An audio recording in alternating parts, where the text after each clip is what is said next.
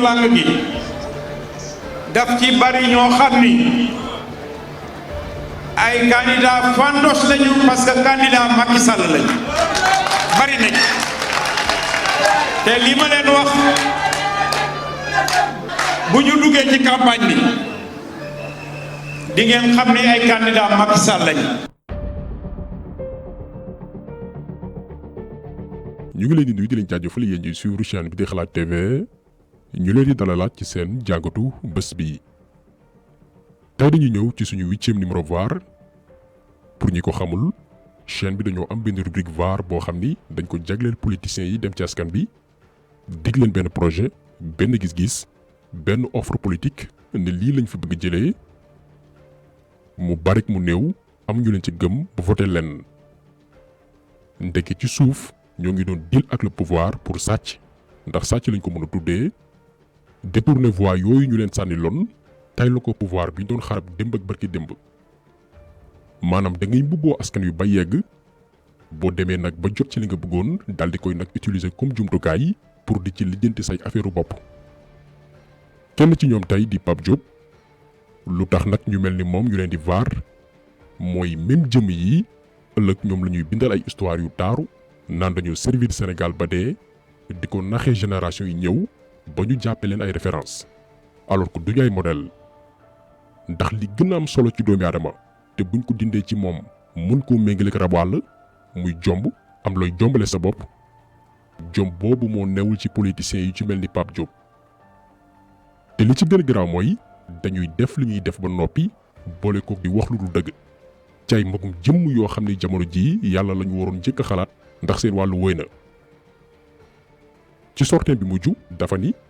li tax mu dem ci Benno Bokk Yaakaar mooy daf ci am ci opposition bi ñu bëgg a dem assemblée nationale ngir nasaxal ni réew bi di fonctionner maanaam lépp bloqué nañ ko déglu ñëwaat ci tontu boo xamante ni moom Pape Diop mooy weddiwaat boppam. blocage institutionnel moo fi am salaire yi bloqué économie bi taxaw réew mi yëpp sonn mën na déboucher ci lu nekk te bu boobaa ñi jëlul woon seen responsabilité ñooy responsable man nag damay jël sama responsabilité maa ngi ñi ma àndal ñëpp. donc moom lii la lay demam waaye bu ñu delloo ci ginnaaw même Pape Diop mii wax ni bu ñu joxee doole opposition bi loolee dafay nasaxal doxini réew mi Pape Diop moom noonu moo ne woon ay jamono ci ginnaaw président doole biñ ko jox dafa bari lool pour loolu nag dañ faaw opposition bi téye assemblée nationale pour équilibre mun a am réew mi lépp jaar yoon. tey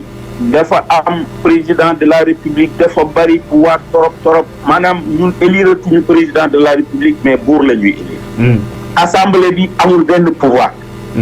justice bi ni mu tëddee xam ngeen ko. ma ni donc dama bëgg a équilibrer d'abord ces trois institutions.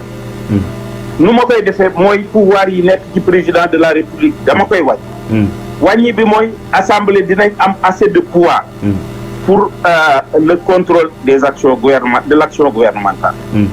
donc kii mooy Pape Diop maanaam li mu doon woote gëmu ci woon dara tappalekat la di fàttali aussi que ni même Pape Diop mi nii ay jamono ci ginnaaw moo doon woote ne opposition bi malgré seeni réeroo yeeg ñàkk bokku jëmukaay yi bés bu askanu Sénégal tànnee dañoo war a boole seeni doole pour néewal kàttan Macky Sall Pape Diop mooy wax.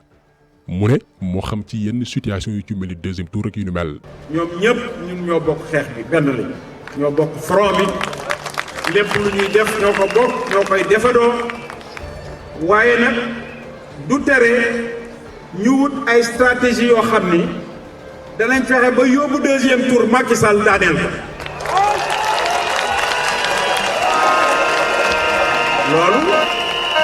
loolu mooy suñu xalaat et pour ce faire il faut ñu am ay coalition crédible ñu mën a jàkkaarloog Macky Sall waaye suñ ko deful du sotti. donc lii moo ne woon position Pape Diop ngir bés bu politique gu Sénégal tollee ci yenn situation yi muy ñiy woowee seen bopp opposition def benn bloc boole seeni doole. waaye barki démoo Njaay ba askanu Sénégal ci li ëpp voté contre Macky Sall jox leen 40 et quelques % ñu doon minorité maanaam bu doon élection présidentielle dañuy dem deuxième tour Pape Diop ma doon woote booloo ci genre situation yi moo wëlbatiku di xarab opposition boobee naan lan la ñu defal réew mi. Et ces gens-là qu'est-ce qu'ils ont fait pour le peuple? Parce que ñooñu même bu leen yàlla joxoon réew mi ci yenn conditions yi ils auraient des difficultés pour gouverner réew boo ko bëggee bëgg ko jiite da nga koy bëggal jàmm boo nekkee président am jàmm. donc raasu politiciens yi la Sénégal am ak problème ñoo xam ni seeni position du ngëm-ngëm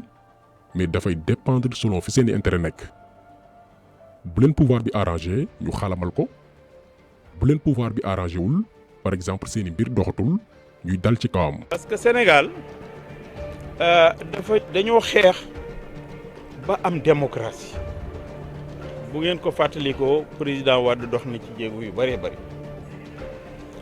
waaye depuis 2012 dañu seetlu ni daal loolu daal dafa doy waar. parce que régime bi nga xam ni moo fi nekk président Macky Sall jiite ko booy seet 90%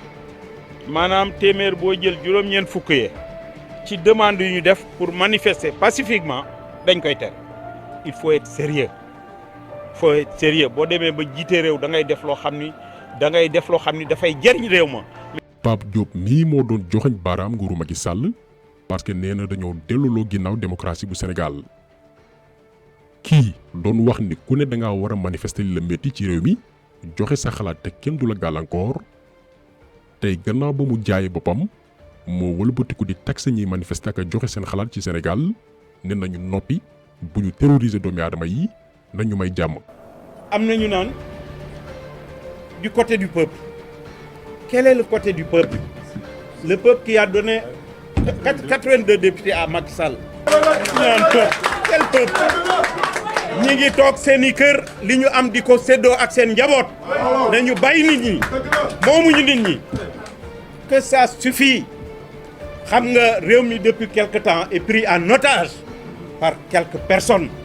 loolu nag c'est inacceptable. te seetlu bi ñëpp def mooy waa ji nekkul à l'aise mi ngi wax di mer te boobu kenn vaaragul kenn waxagul ak moom maanaam defuñ la waxuñ la ngay mer wax bay ñàkk tooy xepp parce que li mu def doomi aadama bu ko sañee def balaa kenn di wax ak yow yaay am problème ak sa bopp boo wéetee yow dong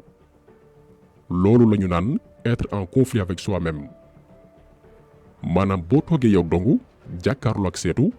doo fier ci sa bopp wóor na leen ni aussi que say doom say sët ak say mbokk gàcce la ñuy am ci sa jëmm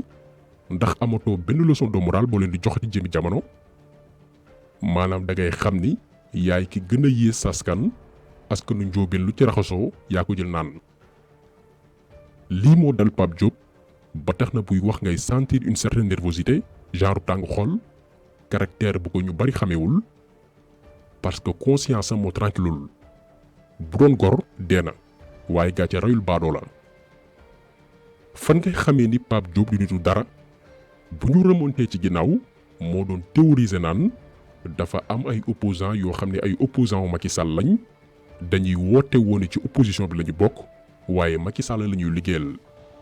lii Pape Diop moo ko njëkk a théoriser. waaye dama yaakaar ni ci biir làng gi daf ci bari ñoo xam ni ay candidat fandos lañu parce que candidat Macky Sall lañu bari nañ te li ma leen wax bu ñu duggee ci campagne bi di ngeen xam ni ay candidat Macky Sall lañu am na ñoo xam ni ñoo leen jox parrainage bari nañu. ndekete jamono jii Pape Diop boppam la doon waxal mu demoon sax ba ni nguuru Macky Sall dafa échoué du ñoom nguuru Macky ñooy génne Sénégalais ci situation yu nekk. Dans le monde rural, vous rencontrez à longueur de journée des compatriotes sénégalais, paysans, qui vous décrivent des situations extrêmement difficiles. Donc, je crois que à ce niveau-là, le régime du président Macky Sall a échoué. Le régime du président Macky Sall a échoué. léegi la paradoxe mooy nguur goo xam ni nee nga dafa échoué dafa lajj nga demaat ba ci biir tey ngeen ni ñoom ñooy solution wu sénégalais yi ñàkk leen a jox majorité mooy indi blocage ci Sénégal waaye tant que Benno wa ngi am majorité looloo baax ci ëllëgu réew mi. sama voix assemblée dinaa jàppale ñee pour mu bañ a am blocage au Sénégal dinaa ko def xooluma ci dara sama réew laay xool